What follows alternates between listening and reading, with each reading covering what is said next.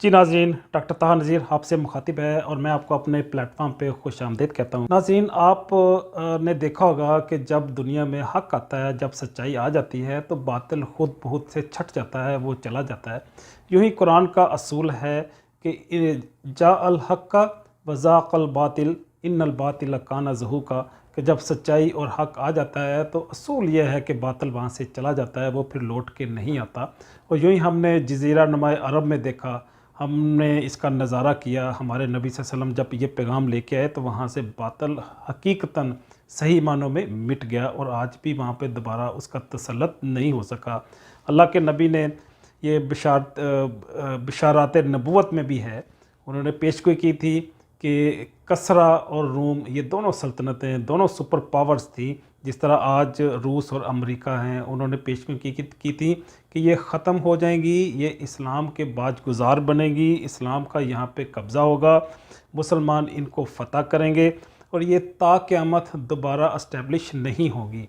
और हमने तो इसका नज़ारा किया, वो वाकई जो रूम जो अपनी पूरी रोशनी, अपनी पूरी हुकूमत के साथ पूरी दुनिया में एक सुपर पावर की शक्ल में था, वो ख़त्म हो गया और यही सूरत-ए-हाल कसरा की, ईरान की हुई।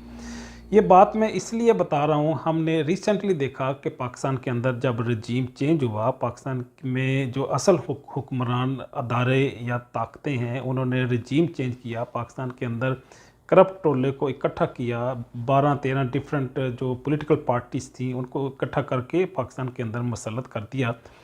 शहबाज गिल ने अपनी गिरफ़्तारी से पहले कहा था कि मैं हुसैनी हूँ और मैं शिकस्त नहीं खाऊंगा, मैं सरेंडर नहीं होगा। तो मैं क्योंकि इमाम हुसैन का पैरोकार हूँ और हुसैनियत को साबित करूँगा।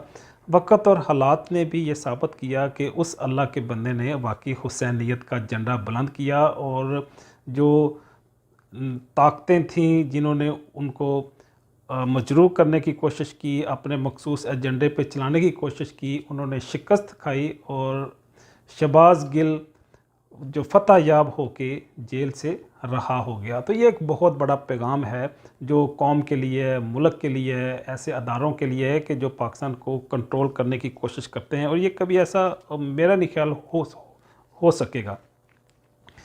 शहबाज गिल क्योंकि उस्ताद है, वो प्रोफेसर है, वो डॉक्टर है, वो चीज़ों को अमीर गहराइयों तक जाता है, वो समझता है चीज़ों को, इसलिए उसने जेल में जाने से पहले, गिरफ़्तारी से पहले भी पैगाम दे दिया था और आज भी अपने वो अक़ीदे, अपने नज़रिए, अपनी फ़िक्र के साथ कायम है। लेकिन ये पहली दफ़ा ऐसा नहीं हुआ। मैं तारीख़ी एतबार से ये साबित करना चाहूँगा कि जब हक़ आता है तो बातिल वाकई मिट जाता है। और आपको ये भी मैं बताता चलूँ कि जो बंदा हक़ को हकीकी मानों में अपना लेता है, उसको कबूल कर लेता है, फिर दुनिया की कोई ताकत उसको ख़त्म नहीं कर सकती, उसको पीछे नहीं हटा सकती। ये इंसानी तारीख़ भी इस चीज़ की गवाह है और हम भी इस चीज़ की शहादत देते हैं। और अगर आप इंसान जो इस दुनिया के अंदर इंसान की गुज़श्ता तारीख़ भी देखें तो हमें ऐसे हज़ारों, सैकड़ों मिसालें मिल जाएंगी कि जो ताकत की बुनियाद पे और क़ुव्वत की बुनियाद पे आप सच्चाई को मिटाने की कोशिश करते हैं, लेकिन वो कभी मिटती नहीं है।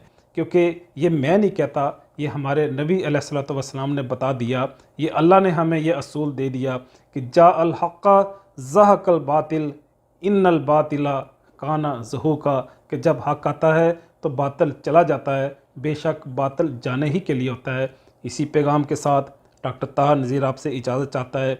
मिलते हैं ज़िंदगी के किसी नए मोड़ में, नए इल्मी मवाद के साथ। तब तक के लिए अल्लाह हाफ़िज़।